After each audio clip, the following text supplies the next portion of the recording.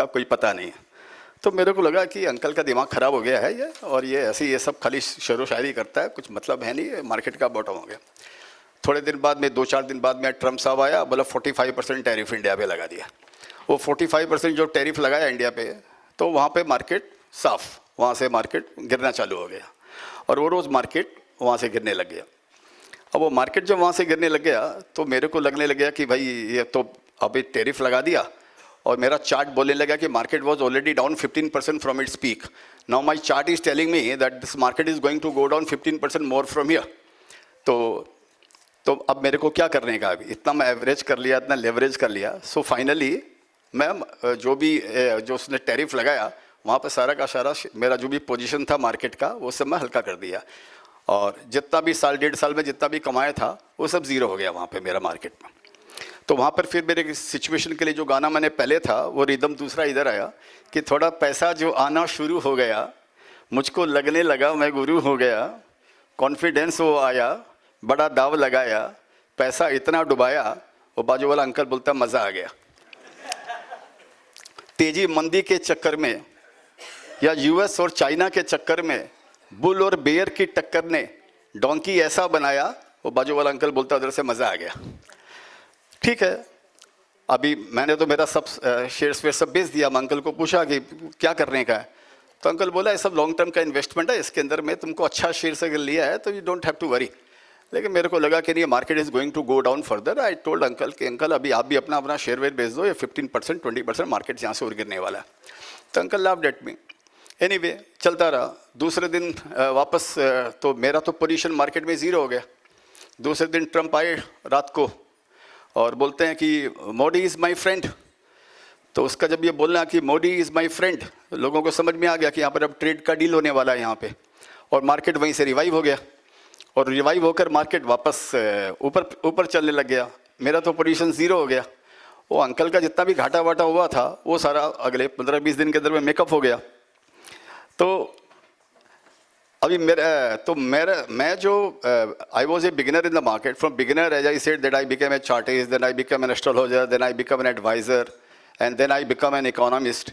वहाँ से 4 दिन के 5 दिन के अंदर में मैं सीधा इकोनॉमिस्ट से बिगिनर के फेस पे वापस आ गया। मेरे को जितना भी सीखा था सब बुद्धि उद्धि खत्म हो गया, जो पैसा था वो सब खत्म हो गया मार्केट में, और मैं उधर आ गया। तो मैंने अपने आप को जज किया कि मैंने क्या किया लाइफ के अंदर में। मैंने ये साल 1.5 साल में इतना मेहनत किया और इतना ये किया और वो किया, तो अल्टीमेटली ये हुआ क्या। तो मैंने अंकल को जाकर बोला कि मेरे को क्या करना चाहिए, now I want to learn from you. मैंने आपका बड़ा मजाक उड़ाया, but now I want to learn from you. तो अंकल टोल्ड मी कि whatever you have learned in last 1.5 years of your journey, you write in a song. तो मैंने उनको ये करके सुनाया कि, और बोला what was your turning point, ये भी मेरे को आप बताओ। तो मैंने ये लिखा कि किसी को भी ना समझ में तो आए, तो बढ़ता बढ़ता क्यों गिर गिर जाए, ये 90% लोग क्यों पैसे गंवाए, जो सोचा ये अंकल, ये 90% लोग क्यों पैसे गंवाए, ये अंकल जैसे लोग क्यों पैसे बनाए, जो सोचा समझा खूब समझ में ये आए, जो लेके गए बैठ वही तो है कमाए। So this is what uncle used to tell me, that stock market is a place to make money ultimately long term.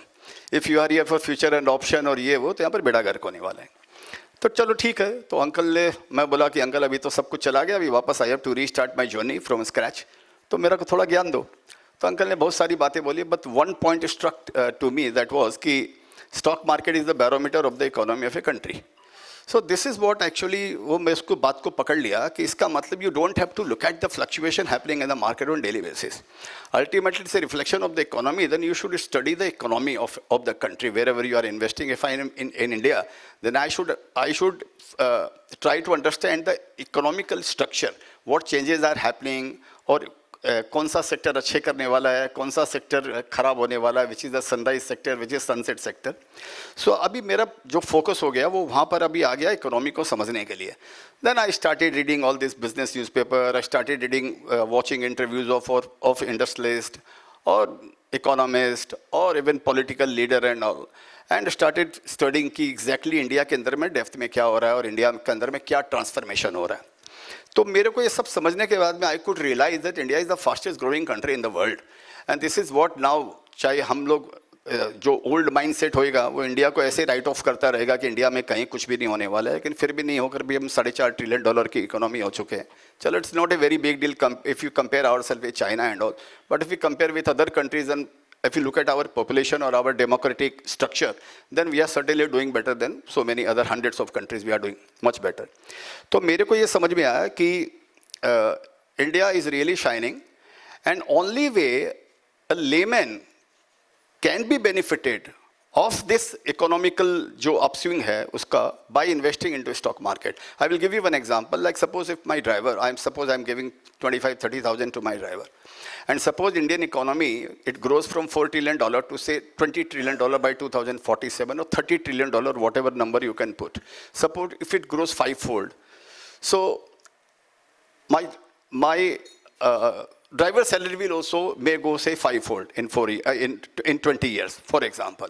But that is not going to help him in any way. उसका जो structure जो है, जो इसका lifestyle है वो वैसे का वैसे रहना है, because if you calculate inflation, that is not going to, कोई इसको तीर नहीं मारने वाला है. तो ये लेमन की जो कहानी है वो कैसे हो सकता है? If they invest into stock market, if they understand this game, तो एक जिसको हम बोलते हैं कि मासेस के अंदर में कैन बी बेनिफिटेड. अदरवाइज वो के शेप जैसा विक्ट्री आएगा, पैसे वाले पैसे रहेंगे, गरीब आदमी गरीब रहने वाला है.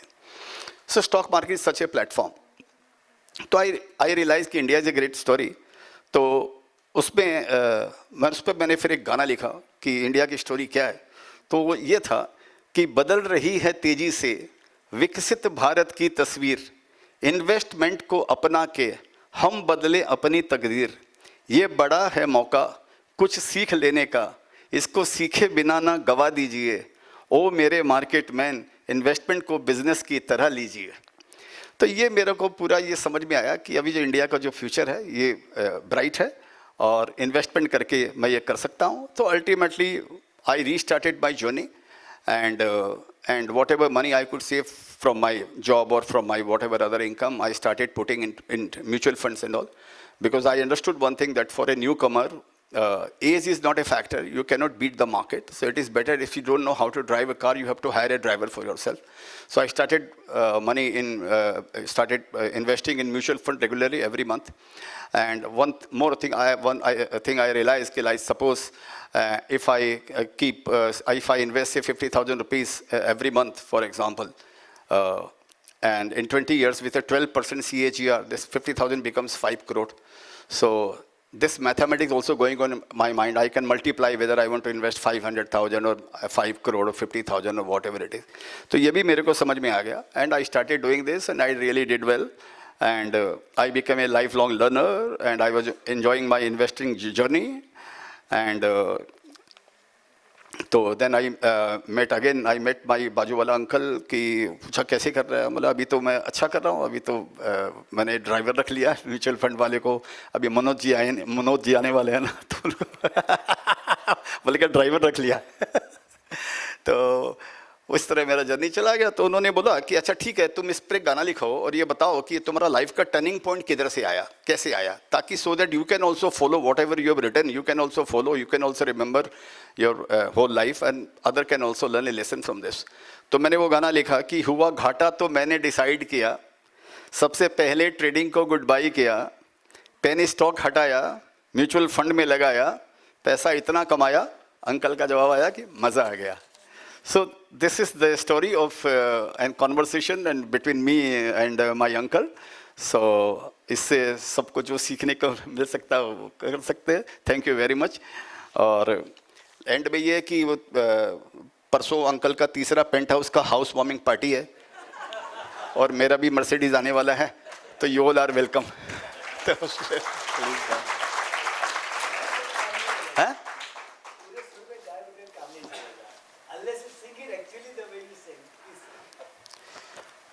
तो आपने वो मैडम ने बोला ना वो गाना मेरा वो है मेरे भारत, सीतारमन वाला, नाराज हो गई सीतारमन जी. नहीं सच्ची नाराज हो गई. वो पत्रकार ने मेरे को अभी वीडियो चल रहा है मैडम नाराज हो गई, नेक्स्ट टाइम अपॉइंटमेंट नहीं दिया. तो चलिए मैंने एक गाना लिखा जो इन्होंने बताया मैडम ने कि ऐ मेरे भारतवासी, वो आपको बताता हूँ. ऐ मेरे भारतवासी चलो उठो करो तैयारी,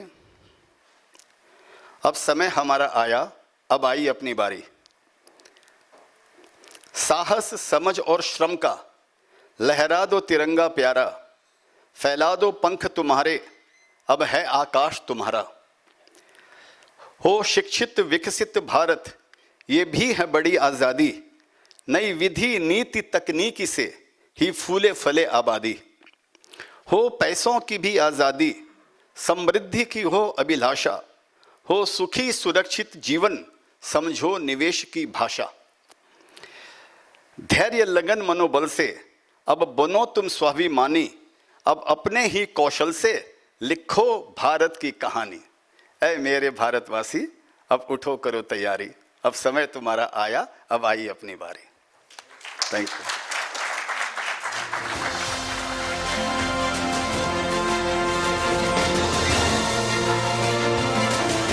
Vijay ji, just would request you to hold on for a second. May I please invite upon stage Sanjay ji to hand over the memento to Vijay ji.